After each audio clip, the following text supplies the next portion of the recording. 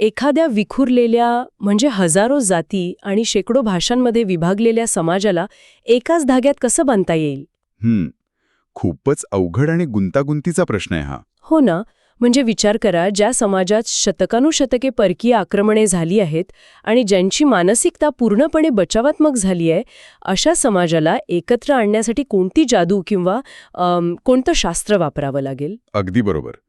त्यासाठी एक खूप वेगळी आणि सखोल रणनीती लागते. नक्कीच. श्रोतेहो, सनातन शास्त्र या आपल्या आजच्या सखोल चर्चेत सर्वांचं खूप खूप स्वागत आहे. आज आपण एका अत्यंत रंजक आणि तितक्याच महत्त्वाच्या विषयावर चर्चा करणार आहोत. हो, आणि आजची चर्चा खूप वेगळ्या वळणाने जाणार आहे. बरोबर, कारण आजची आपली चर्चा ही एका अशा ऑपरेटिंग सिस्टीमबद्दल आहे जिने या खंडातील लोकांची मानसिकता मुळापासून बदलण्याचा प्रयत्न केला. आज आपण हिंदुत्व या संकल्पनेला कोणत्याही राजकीय चष्म्यातून पाहणार नाही आहोत. हे खूप महत्वाचं आहे.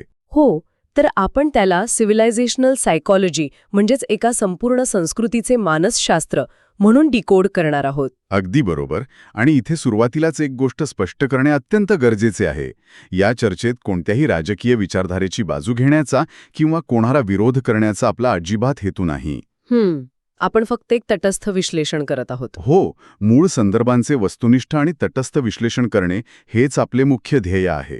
सावरकरांनी हे सायकोलॉजिकल मॉडेल कसे डिझाईन केले आणि आधुनिक सनातन शहाणपणाशी ते कसे जोडले जाते, यामागील का आणि कसे आपण समजून घेणार आहोत. उत्तम. तर मग कोणत्याही समस्येवर उपाय शोधण्यापूर्वी ती समस्या नेमकी काय होती हे समजून घेणं आवश्यक असतं. अगदी बेसिक पायरी येते. हो. तर जर आपण इतिहासाच्या पानांमध्ये डोकावून पाहिलं तर त्या काळात भारताची अवस्था नेमकी कशी होती? समाजाला नव्याने एकत्र आणण्याची एवढी का गरज भासली?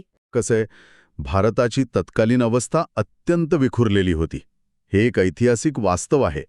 आपला समाज हजारो जाती, उपजाती आणि विविध पंथांमध्ये पूर्णपणे विभागलेला होता. म्हणजे एकी नव्हतीच मुळी? अजिबात नाही. आणि त्यातच शेकडो वर्ष सतत झालेल्या परकीय आक्रमणांमुळे समाजाच्या मानसिकतेवर एक खोलवर परिणाम झाला होता. एक प्रकारचा सामूहिक न्यूनगंड निर्माण झाला होता. अच्छा, म्हणजे आपण स्वतःला कमी लिखायला लागलो होतो? अगदी. राजकीयदृष्ट्या हिंदू किंवा भारतीय अशी कोणती एकसंध ओळख तेव्हा प्रभावी नव्हती. लोकांची निष्ठा अत्यंत स्थानिक होती. म्हणजे फक्त स्वतःच्या गावापुरती किंवा ती त्यांच्या गावापुरती, जातीपुरती किंवा जास्तीत जास्त भाषेपुरती मर्यादित होती. सावरकरांनी या परिस्थितीचे अत्यंत बारकाईने निरीक्षण केले आणि त्यांनी एक धगधगते सत्य ओळखले. कोणतं सत्य? की विखुरलेली संस्कृती स्वतःचं रक्षण कधीच करू शकत नाही. जोपर्यंत समाज एका मोठ्या ओळखीखाली एकत्र येत नाही, तोपर्यंत तो टिकू शकणार नाही. ओके, लेट्स अनपॅक दिस. याला थोडं सोप्या भाषेत आपण डिकोड करूया. हे असं आहे का जसे एखाद्या मोबाईलमध्ये खूप सारे बॅकग्राऊंड ॲप्स सुरू असतात? अरे वा, खूप छान उदाहरण आहे. म्हणजे समजा मी अमुक एका प्रांताची, मी अमुक एका जातीची किंवा मी अमुक एका भाषेची असे शेकडो स्थानिक ओळखींचे ॲप्स लोकांच्या मेंदूत सतत बॅकग्राऊंडला सुरू असतील तर समाजाची एकत्रित ऊर्जा किंवा जी बॅटरी असते ती लवकर संपते. अगदी तसंच होते. आणि म्हणूनच मुख्य प्रगतीसाठी किंवा संरक्षणासाठी ऊर्जा सुरत नाही. म्हणूनच सावरकरांना समाजासाठी एकच मुख्य मास्टर ऑपरेटिंग सिस्टम हवी होती, जेणेकरून ही सर्व ऊर्जा एकाच दिशेने केंद्रित होईल. बरोबर? हे अत्यंत अचूक आणि चपखल उदाहरण आहे. सावरकरांच्या या रचनेमागे एक अत्यंत प्रगल्भ मानसशास्त्रीय विचार होता. त्यांनी ओळखलं की केवळ तत्वज्ञानावर किंवा अमूर्त विचारधारेवर समाज कधीच एकत्र येत नाही. म्हणजे नुसते विचार देऊन लोक एकत्र येत नाहीत? नाही येत. माणसे एखाद्या अमूर्त तत्वज्ञानासाठी सहसा जीव देत नाहीत, पण ती स्वतःच्या ओळखीसाठी म्हणजे आपल्या आयडेंटिटीसाठी प्राणपणाला लावतात. हे खूपच खरं आहे. विचारधारा माणसाच्या बुद्धीचं रंजन करते, पण ओळख माणसाच्या वर्तनावर आणि भावनांवर नियंत्रण ठेवते. जेव्हा प्रश्न येतो की मी कोण आहे किंवा माझे लोक कोण आहेत, तेव्हा माणूस विचारधारेच्या पलीकडे जाऊन आपल्या सांस्कृतिक अस्तित्वाचा विचार करतो. बरोबर. म्हणूनच त्यांनी धार्मिक ओळखीला एका मोठ्या सिव्हिलायझेशनल आयडेंटिटीमध्ये म्हणजेच सांस्कृतिक ओळखीमध्ये बदलण्याचा तो एक क्रांतिकारी प्रयत्न केला. मग मला सांगा, ही नवीन ओळख नक्की कशावर उभी होती? जर केवळ धर्म हा आधार नव्हता तर समाजाला एकत्र बांधणारे ते धागे कोणते होते? कसंय, त्यांनी यासाठी काही विशिष्ट निकष ठरवले. कारण जर आपण भूगोल आणि इतिहास बघितला तर भारताची व्याप्ती खूप मोठी आणि गुंतागुंतीची आहे. हो, आणि म्हणूनच सावरकरांनी या ओळखीचे 3 मुख्य स्तंभ किंवा निकष मांडले. पहिला स्तंभ होता राष्ट्र किंवा भूगोल. म्हणजे आपली भौगोलिक सीमा. हो, सिंधू नदीपासून ते समुद्रापर्यंत पसरलेली ही भूमी आपली सामायिक मातृभूमी आहे. हा केवळ जमिनीचा निर्जीव तुकडा नाही, तर एक जिवंत अस्तित्व आहे, हा विचार त्यांनी रुजवला. यामुळे लोकांमध्ये एक प्रादेशिक जवळीक निर्माण झाली. म्हणजे भूमीशी एक भावनिक नाते तयार झाले. अगदी. आणि दुसरा अत्यंत महत्वाचा स्तंभ म्हणजे जाती किंवा पूर्वजांचा रक्तगट. एक मिनिट, इथे जाती हा शब्द सध्याच्या जाती व्यवस्थेच्या संदर्भात नाहीये ना? मला वाटतं तो एका मोठ्या वंशाच्या संदर्भात वापरला गेलाय. अगदी बरोबर ओळखलत. याचा अर्थ असा की आपण सर्व एकाच पूर्वजांचे वंशज आहोत. आपला त्यांच्याशी असलेला ऋणानुबंध आपल्याला एकत्र बांधून ठेवतो. म्हणजे तो ऋणानुबंध आपल्याला एक ऐतिहासिक ओळख देतो. हो, आपण काही अचानक ह्या भूमीवर निर्माण झालेले लोक नाही, तर एका प्रदीर्घ आणि महान परंपरेचा भाग आहोत. हा तो ऋणानुबंध जाणीवपूर्वक जागृत केला गेला. आणि यातला तिसरा स्तंभ होता संस्कृती, कीच म्हणता येईल. आपले सण, परंपरा, रामायण आणि महाभारतासारख्या सामायिक कथा ह्याच गोष्टींमुळे समाज भावनिकदृष्ट्या जोडला जातो. तंतोतंत हेच घडतं. आपण वेगवेगळ्या देवांची पूजा करत असू किंवा आपल्या चालीरीती वेगळ्या असतील, पण आपली श्रद्धास्थाने आणि आपल्या कथा एकाच मातीतून आल्या आहेत. बरोबर. हे सर्व मिळून एक अत्यंत प्रबळ भावनिक रसायन तयार करतात. ही संकल्पना खूपच रंजक आहे. म्हणजे हे एक असे मोठे छप्पर होते ज्याखाली शैव, वैष्णव, शाक्त आणि अगदी नास्तिकही सहज येऊ शकतील. हो, कारण एका भूमीचे असणे आणि एका संस्कृतीचे असणे हेच पुरेसे होते. पण इथे माझ्या मनात एक मोठा प्रश्न निर्माण होतो. त्यावेळेच्या समाजाला आतून पोखरणाऱ्या जातीव्यवस्थेचे काय? ती जे डोक्यातील बॅकग्राऊंड ॲप्स होते त्यांना डिलीट किंवा बंद कसे केले गेले? हा खूप कळीचा मुद्दा आहे. कारण नुसते जातीभेद मानू नका असे सांगून तर समाज ऐकत नाही, हे आपण इतिहासात अनेकदा पाहिले आहे. हो, हां. या संपूर्ण फ्रेमवर्कचा सर्वात क्रांतिकारी, व्यावहारिक आणि अनेकदा दुर्लक्षित राहिलेला पैलू आहे. सावरकरांना हे अगदी स्पष्ट दिसत होते की जातीव्यवस्था समाजाची ताकद नष्ट करत आहे. कारण लोकांची निष्ठा फक्त त्यांच्या जातीपुरती मर्यादित होती, संपूर्ण संस्कृतीप्रती नव्हती. अगदी. आणि नुसते उपदेश करून हे थांबणार नाही हे त्यांना माहीत होते.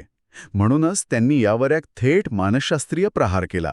त्यांनी मी अमुक एका जातीचा आहे या लहान ओळखीला मी हिंदू आहे या मोठ्या विशाल आणि उच्च ओळखीने बदलण्याचा प्रयत्न केला. अच्छा, म्हणजे एका लहान अहंकाराला संपवण्यासाठी एका मोठ्या आणि सकारात्मक ओळखीची सवय लावणे? होय, हे मानसिक पातळीवर जातीभेद मोडून काढण्याचे अत्यंत प्रभावी तंत्र होते.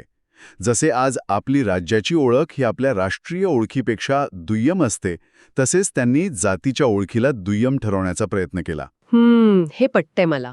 जेव्हा समाजाला एक मोठे आणि सामायिक ध्येय दिले जाते, तेव्हा लहान मतभेद आपोआप गळून पडतात. श्रोते हो, इथे आपण एक विचार नक्की करूया. जेव्हा शेकडो लोक एखाद्या प्राचीन मंदिरात एकत्र येतात, पूर्ण श्रद्धेने आणि एकाच लयीत मंत्र म्हणतात, तेव्हा त्या एका विशिष्ट क्षणी ते खरोखरच त्यांची जात, त्यांचा आर्थिक स्तर किंवा त्यांचा सामाजिक दर्जा पूर्णपणे विसरून जातात. हो, ते फक्त त्या प्रक्रियेत एकरूप झालेले असतात. अगदी. ते केवळ एकाच महान संस्कृतीचे भाग बनतात. एका मोठ्या ओळखीखाली लहान भेद विसरून जाण्याची ही जी प्रक्रिया आहे, ती सावरकरांना केवळ मंदिरापुरती मर्यादित न ठेवता संपूर्ण समाजाच्या राजकीय आणि सामाजिक जीवनात आणायची होती. बरोबर? अत्यंत अचूक निरीक्षण आहे हे. त्यांना एक असा समाज घडवायचा होता ज्याचा स्वतःवर विश्वास असेल. यासाठी त्यांनी ऐतिहासिक कथा, जुने शूर योद्धे आणि प्राचीन विजयाच्या स्मृती जाणीवपूर्वक जागृत केल्या. म्हणजे हरवलेला आत्मविश्वास परत आणण्यासाठी? हो, कारण जेव्हा एखादा समाज असा विचार करू लागतो की आम्ही एक महान संस्कृती उभी केली होती, तेव्हा त्याचं वर्तन पूर्णपणे बदलतं. तो स्वतःकडे बघण्याचा दृष्टिकोनच बदलतो. अगदी. तो वर्षानुवर्षे साचलेल्या न्यूनगंडातून बाहेर पडून एका आत्मविश्वासू योद्ध्याच्या मानसिकतेत येतो. पण इथेच हा विषय सर्वात जास्त रंजक ठरतो असं मला वाटतं. कारण कोणतीही ओळख नुसती कागदावर किंवा तत्वज्ञानात असून चालत नाही. ती ॲक्टिवेट कशी होते? बरोबर. ओळखीला कृतीत आणावं लागतं. कारण आपण रोजच्या जीवनात, कार्यालयात जाताना किंवा अगदी भाजी घेताना सतत मी या महान संस्कृतीचा भाग आहे असा विचार करत बसत नाही ना. या ओळखीला जागृत करण्याचं तंत्र काय होते? हा अत्यंत महत्वाचा प्रश्न आहे. कोणतीही ओळख तेव्हाच प्रबळ होते आणि कृतीत उतरते जेव्हा तिला तीव्र भावनांची जोड मिळते. सावरकरांच्या या फ्रेमवर्कमध्ये ही ओळख जागी करण्यासाठी विशिष्ट ट्रिगर्स वापरले गेले. कोणते ट्रिगर्स? त्यांनी ऐतिहासिक कथा, नद्या, मंदिरे यांसारखी पवित्र स्थाने आणि प्रभू श्रीराम, भगवान श्रीकृष्ण यांसारखी सर्वोच्च प्रतीके वापरली. तसेच भगवा ध्वज हे एक दृश्य प्रतीक म्हणून समाजासमोर ठेवले. म्हणजे भावनिक जोड निर्माण केली. हो, पण ह्या सर्वांपेक्षा सर्वात मोठा आणि प्रभावी ट्रिगर होता तो म्हणजे धोक्याची जाणीव, किंवा ज्याला आपण परसिव्ड थ्रेट म्हणतो. अच्छा, धोक्याची जाणीव. हो, मानवी मानसशास्त्र असे स्पष्टपणे सांगते की जेव्हा समूहावर, त्यांच्या अस्तित्वावर किंवा ओळखीवर संकट येते तेव्हा ती ओळख सर्वात वेगाने आणि अत्यंत तीव्रतेने जागी होते. अरे वा, here is where it gets really interesting.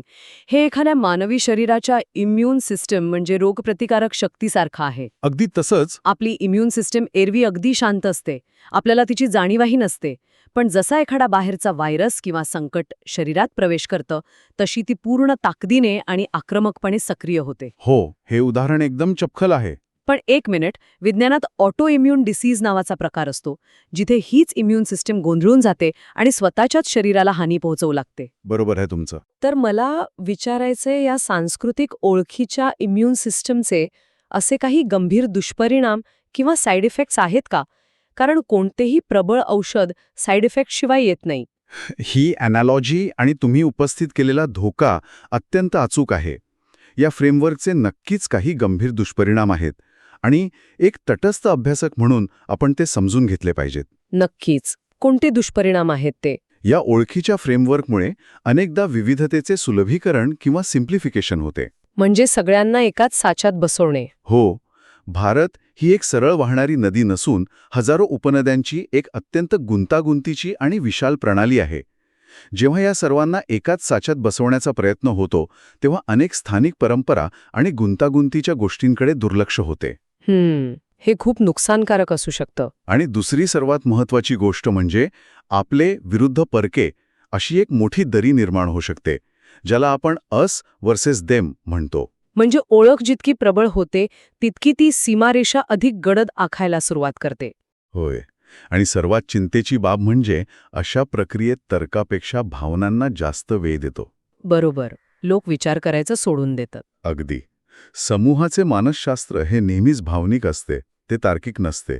त्यामुळे कधीकधी ध्रुवीकरण आणि भावनिक उद्रेक प्रचंड वेगाने वाढतो, जो समाजाच्याच मूळ शांततेला मारक ठरू शकतो. या धोक्यांच्या जाणीवेमुळेच मला असं वाटतं की आपण आजच्या राजकीय वास्तवाकडे वळणं गरजेचं आहे. सावरकरांचा मूळ उद्देश समाजाला एकत्र आणणे, जातीभेद नष्ट करणे आणि एक शिस्तबद्ध समाज घडवणे हा होता. हो, तो मूळ उद्देश होता. पण आजचे राजकारणी खरोखरच या फ्रेमवर्कचा सखोल अभ्यास करून वापर करत आहेत की फक्त वरवरच्या गोष्टींसाठी? मूळ संकल्पना आणि आजचा वापर यात किती मोठी तफावत आहे? ही दरी अत्यंत मोठी आणि दुर्दैवी आहे. मूळ तत्वज्ञान आणि त्याचे सध्याचे राजकीय प्रकटीकरण यात जमीन आसमानाचा फरक आहे असं मी म्हणेन. म्हणजे हे फक्त राजकारणापुरतं उरलंय? हो, राजकारणी अनेकदा या सखोल संकल्पनेचा वापर फक्त निवडणुका जिंकण्यासाठी किंवा स्वतःची वोट बँक सुरक्षित करण्यासाठी करतात.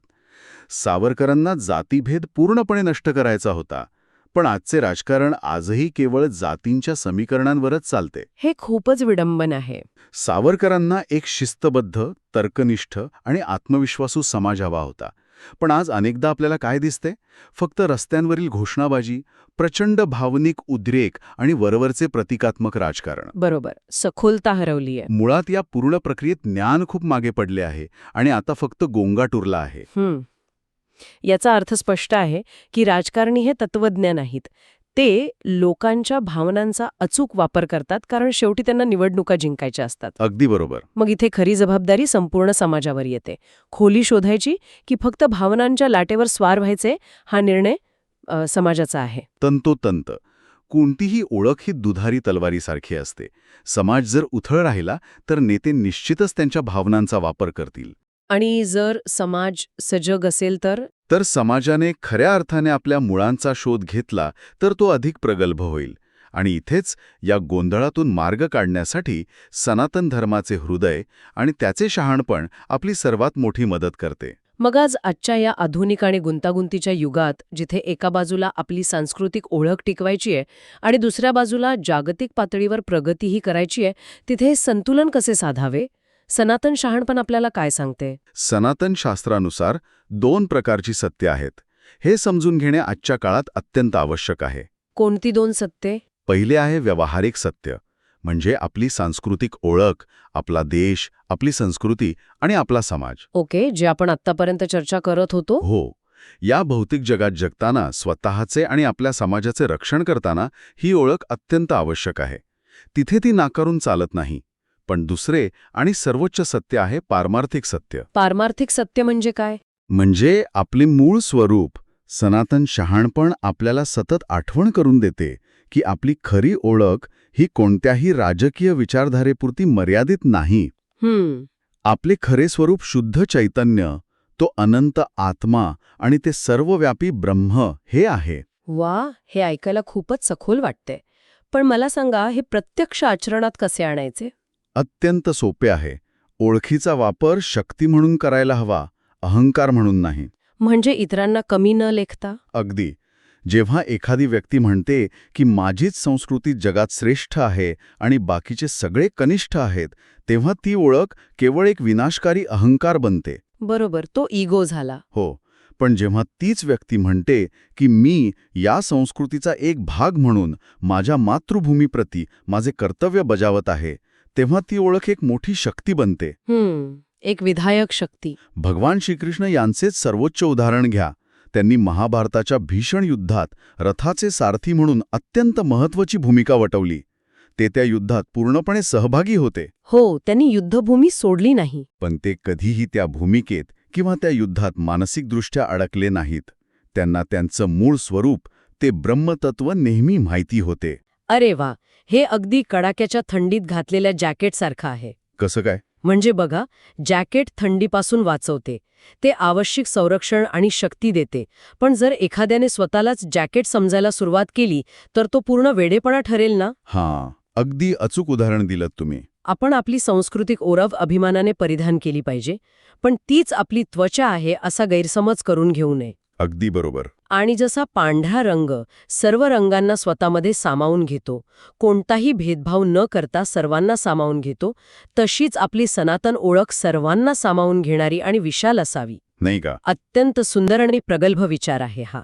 यालाच सनातन शास्त्रामध्ये द्रष्टाभाव असे म्हणतात. द्रष्टाभाव म्हणजे विटनेस स्टेट ना? हो.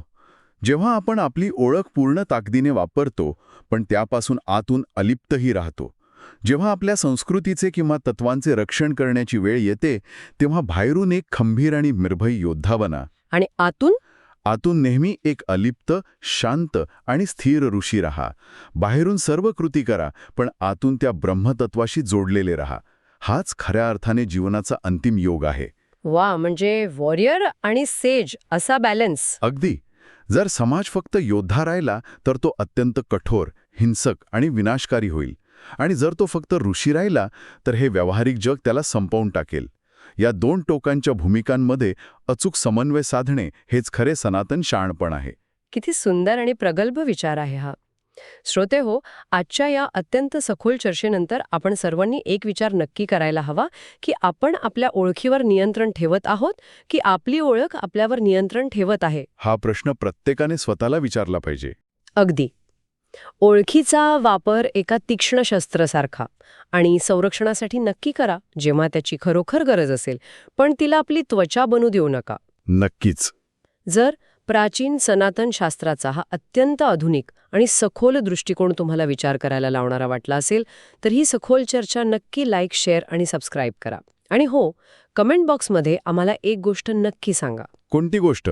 आजच्या या धावपळीच्या आणि माहितीच्या स्फोटाने भरलेल्या आधुनिक जगात आपण सर्वजण आपल्या ऋणानुबंधांचे आणि आध्यात्मिक ओळखीचं संतुलन कसे साधतो? तुमचे विचार नक्की मांडा.